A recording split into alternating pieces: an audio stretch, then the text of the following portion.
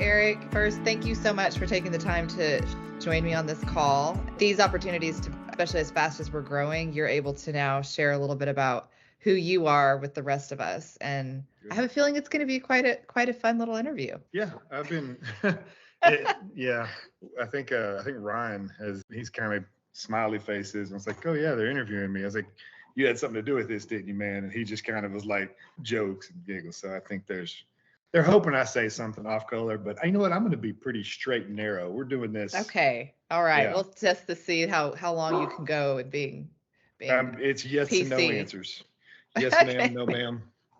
We're doing this. Let's start. First of all, congrats on your associate spotlight for June. And thanks to Ryan Brown for suggesting it. It was his idea, and I was not one to question it. I knew coming from Ryan Brown, he has always picked the right, you don't know how many times he's actually picked people. When he shared your name, he's been talking highly about you for quite a while. I like Ryan, and he's good people. And if this is being recorded and we are playing this for people to see, Ryan, I am going to toilet paper your house for this one.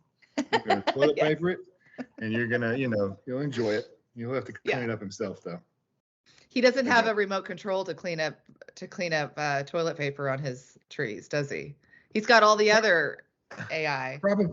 Probably not. He'll probably boss us around. He's real bossy and try to make us do it. People, I've really enjoyed getting to know Ryan and do some, we've had a lot of good discussions and everything. He's good people. I've really had a good time with him.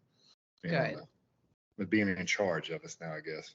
Yeah. Well, tell me a little bit more about what you do for Adafio and how long you've worked for us. I've worked approximately 11 years-ish. Yeah. You kind of lose time after a while. I know. When I started, I think there were a total of 15 people with Adafio. When I first started, I was with the Heart Hospital. Actually, I had worked for ULR for about 11 years. Out of the blue, I had a buddy of mine that said, hey, you need to go and interview for this job at the Heart Hospital. So I went and interviewed for it. And I remember, I think the guy's name was Bo, and he was a really nice guy. And he brought in a broken computer and said, hey, can you tell me what's wrong with this when I turn it on? And I mean, come on now, that was easy. That was a cake job. And so he was like, you're hired, and worked for the Heart Hospital and loved it. And about 3 months in, the Adafio came in and took over. They kept a couple of us, and we've been working for the Adafio ever since. And so there's like 15 employees, and now I worked on the NOC probably 9.5 years. It was such a comfortable position, and with Michael Carpenter being on there, and he and I, we pretty much started at Adafio at the same time, and grew pretty close, and that's just where we wanted to stay. Yeah. I actually was working over at ASH, and Trevor was over there, and he'd mentioned, hey, there was a spot open, and I had been asked a few other times if I wanted to be a systems engineer and kind of move out, and I didn't, because we were just comfortable. Once you get comfortable, you don't, I was doing okay, and so I took him up on his offer and joined the field team. It's similar to what the NOC does. They have some tickets that will come through that sometimes they can't spend the amount of time on it that needs to be done, or just a ticket that comes in that we have to communicate with an engineer. And sometimes it's best to just move those on where somebody can spend a little more time with them and deal with the engineer, and maybe a few of us that have a lot more experience that can kind of really get in there and knock some of them out. And I do have a few clients of my own. For the most part, I'll just kind of stay home and deal with some of the bigger tickets that are moved around. The engineers will move some down, say, hey, I need your help, or the NOC will send them up, and so we just kind of go from there and collaborate that way. Mm-hmm. I absolutely love it. It's been great, and I loved working on the NOC. And Derek came in and shaped it up really quick and got it running smooth, and it just seemed like it kind of went from, oh, we've got an idea of what we want to do, and then he came in and really kind of tightened it up and pulled it together. He's still kind of doing that. It ran well. And then now on the field team, getting with Trevor and building around that, and with all these changes and Ryan coming in, it's been really neat to try to run point and take as much of it in the field team as I can, and help some of the other guys out and help the other field team members out. And just, it's fun to be in a position where you can teach other people and do some. So I like it. I love this spot where I'm at right now. So it sounds to me like you've got a lot of different, like you're being pulled in a lot of different directions, which isn't necessarily a bad thing, because your days always unique and different. So It can be, on that definitely. note, can you tell me a little bit what you like most about your job? Honestly, I think when I heard this question at first, I had to really think about it because it's easy to say, oh, I like solving problems or I like troubleshooting or Sure. Yeah, that's I a lot of the think answers.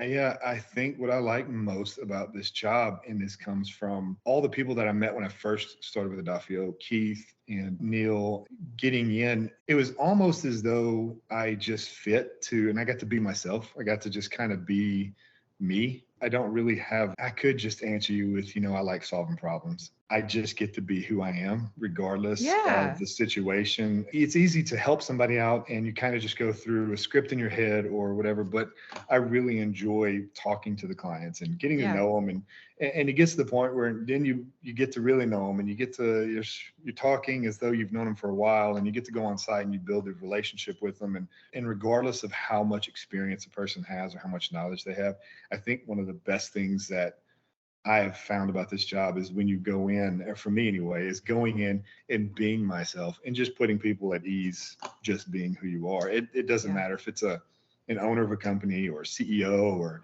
I wouldn't necessarily call it goofing off. I just am me. I just kind of Yeah. have that You ability at this probably job. So offer some sense of an assuredness to be that if you can be yourself, then they can be themselves, which then just breaks down so many barriers and a lot of false bravadas that we like to show that, sometimes it's fine to be yourself, and it's actually it's a relief. People can it, take a it breath. is.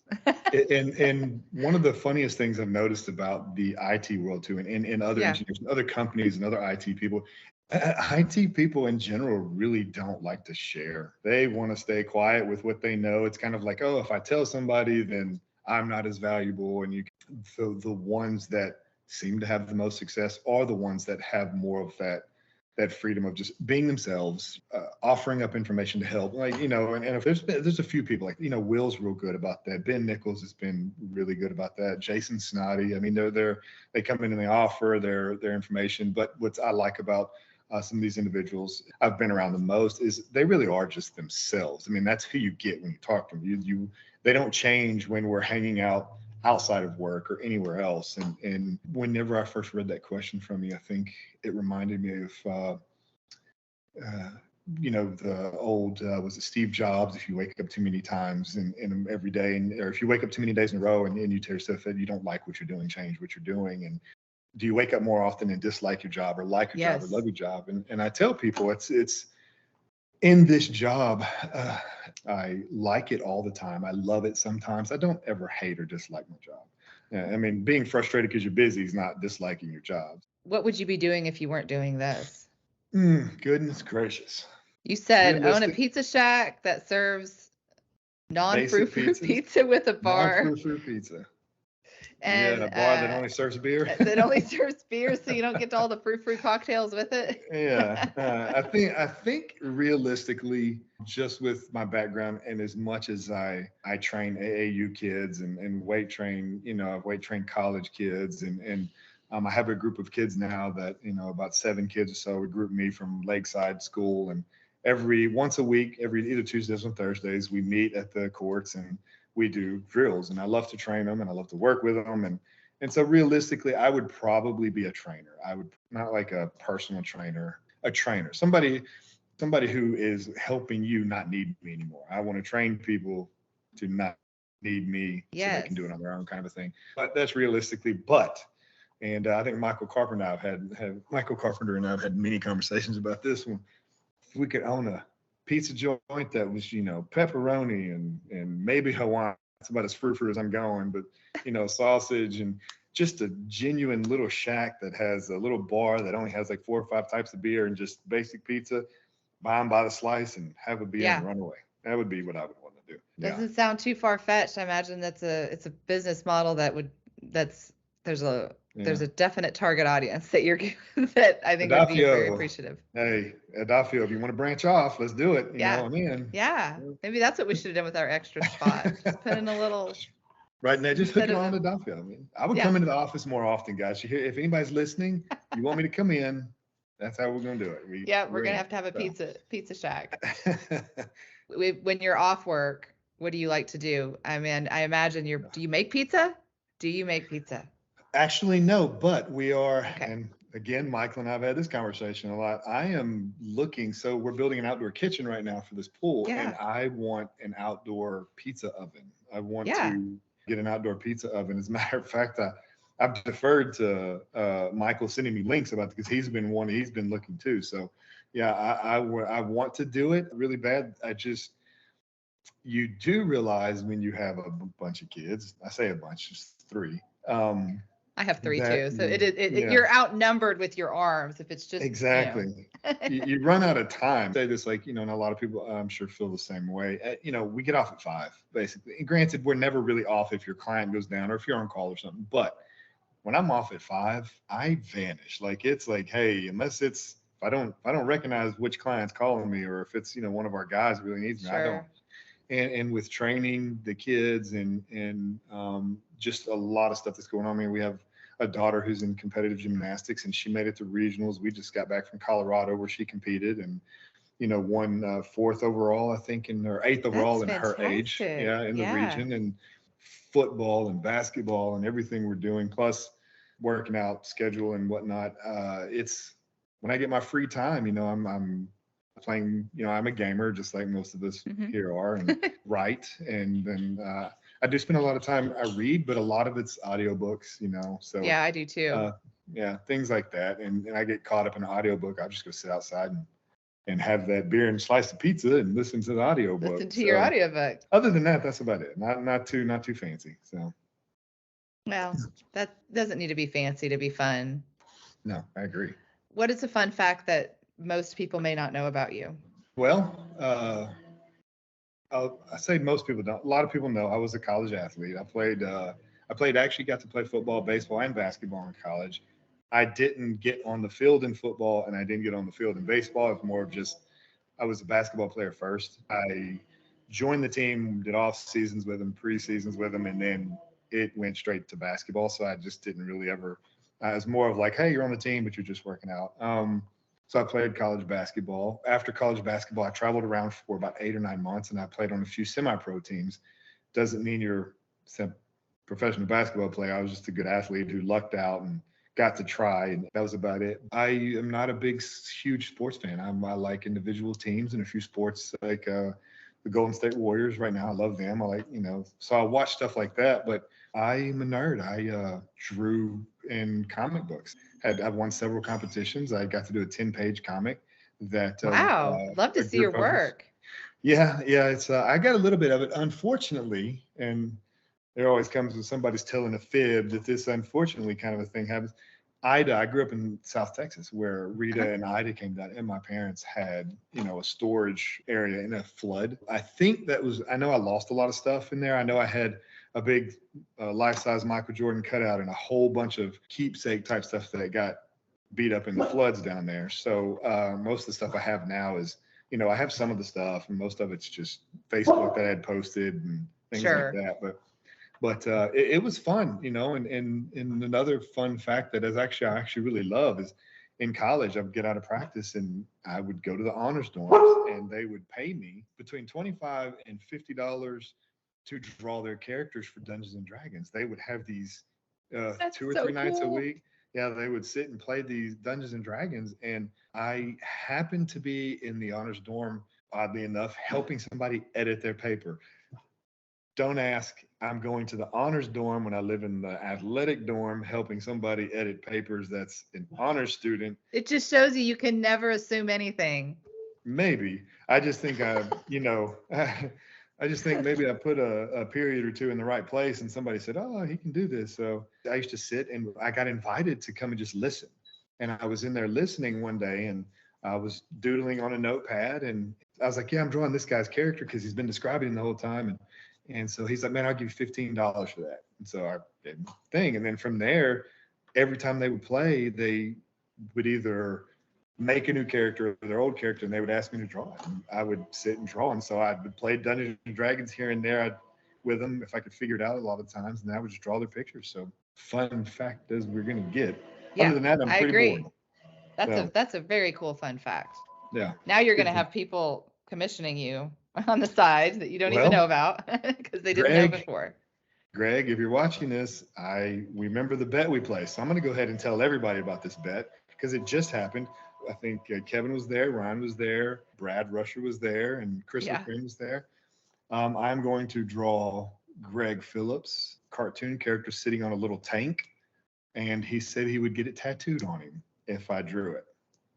Yep, I'm just throwing it Right. out there so everybody hears it. We need proof, and I need more people to be aware of what's happening because he said he would get it. He shook my hand to eventually start working on that. And yeah, That's great. Are you doing the tattoo part too? Is that another fun heck fact? no, it will not Okay. turn out the same. Yeah, it will. Yeah. You know what? If he'll let me try, I'm all for it. Let's go. I will. May not look the same because it's different, but you did No, draw it it. will not. What's your most favorite place in the world? Well, this one I am going cliche, and I knew you were gonna. Yeah, I see you smiling. You're ready for that one. I am going cliche on this one. I've been a few places, and I've want to go a few places, and I can't. It's not a place. Even with all the stuff I've done and gone and seen, I would rather want to be with my kids and my wife because we've gone through so much as a family that I'm really fulfilled. Usually, when I go somewhere in my mind, it's like, oh, hey, I wish our kids were with us, or or if the wife and I go somewhere, like, oh, we miss the kids, and then when the kids do come with us, you're kind of like, oh, this is great, and that's all before you decide, hey, I want to kill everybody because you are driving me nuts. But this is my cliche answer, and it is my favorite place to be really is with my wife and kids. Any other time, I That's not. probably would have answered a basketball court. I'm 45, and that's not a fun Yeah. place. I get beat up a lot there now. So. What are 3 words that would best describe you? Kind, friendly. I forgot what I wrote. What did I say? Kind was one. Kind and Trustworthy. trustworthy. Yeah, that's a big one for me. I'm a big stickler for trust. So you can tell pretty quick somebody that you can trust whenever you ask them for help or you need something. Yeah. You can tell the ones you trust. Trustworthy for sure, just because I like that virtue in other people as well. Then totally awesome. Awesome. Yes. Yep. Totally awesome. Ask anybody, they're going to say the same thing. This guy's totally awesome. Yep. You've got to believe it to achieve it. So. I know. That's what I tell the kids all the time. I'm like, dude, you're really good at basketball. Just, you do this, and hopefully they'll believe in themselves enough to do it. And Yep. no, I wouldn't do that. But yeah. No, but you do. It is true. How you envision that informing image really is a big determining factor in how you see yourself. It sure is. Yeah, I think confidence is even in our job. I really, really try to help others, especially if I'm asked to say, hey, can you mentor this person or just, help them out? I'm real big about saying, man, you need to have confidence when you walk into a client. It doesn't matter if you know the answers or not. It does not matter. You just have to be confident, because if you're confident, at least then you reflect, especially with a doctor, you reflect, hey, they're confident, so they know it's going to get done. But you just have to show that you're confident when you're doing something. Right. And It sets people's mind at ease to know that you've got it under control and that the resources, whether it just be you, but that you've got the people around you to know that it can get done. And most definitely. And there's and no I think self-doubt. Exactly. And I love the way you put that, because I would, especially with newcomers and newer people and coming in, a lot of times you go into a situation, you may go to a client and you're on the phone with a client and you have no idea what the answer is. And it's really easy to then stutter, or, you can tell in your voice. I think if more people would think of it as like a street fight, man. You're out there about to get into it. I got all my boys from Adafio behind me. I'm good. Like, we can do this. I got my guys, Yeah. Like I said, I would tell the new people, if you go into a client, be confident, because you have the resources behind you. Walk in there confident, keep your head up and be like, I got this. It doesn't matter if you know the answers or not. Just, you got help. So trust me, I phone a friend constantly. I'm phone a friend every time, every chance I get. If I'm even doubtful, I'm like, hey, help. Who or what made you smile? I'm a child when it comes to like me finding something. Oh, that's hilarious. That's funny. I'll laugh and goof off at random things just because, hey, I got a little bit of immaturity comes in. I was at the the gas station, and it was $4.59 gas or whatever. And out of everything in the world I could have possibly thought of, I thought of it, and then I immediately just laughed, because I was thinking to myself, man, if the gas doesn't go down, or if it keeps going up, all the delivery drivers from Domino's Pizza are gonna quit, and that means I'm gonna have to go get my own pizza. And I was like thinking in my head, I was like, out of everybody complaining about gas prices, I'm like thinking, man, if I can't get my pizza brought to me, my Domino's delivery pizza. And then it just hit me. I was like, really, Eric? Seriously, that's where your mind is at right now? And so I was laughing about it, and I was standing kind of at the corner of the deal, and I just kind of put my head down. I had this big grin on my face, and the lady right up here by our house, she knows me. She was, what are you laughing at? And I was like, just the gas prices, and walked out. But that's what made me, out of everything that happened, that's what made me laugh, or smile. But Will, you make me smile too, buddy. Yeah, just want to let you know, I love my Will. So yeah, he makes me smile a lot. So I bet he likes pizza and beer too, doesn't he? I'm not sharing, so I have no idea.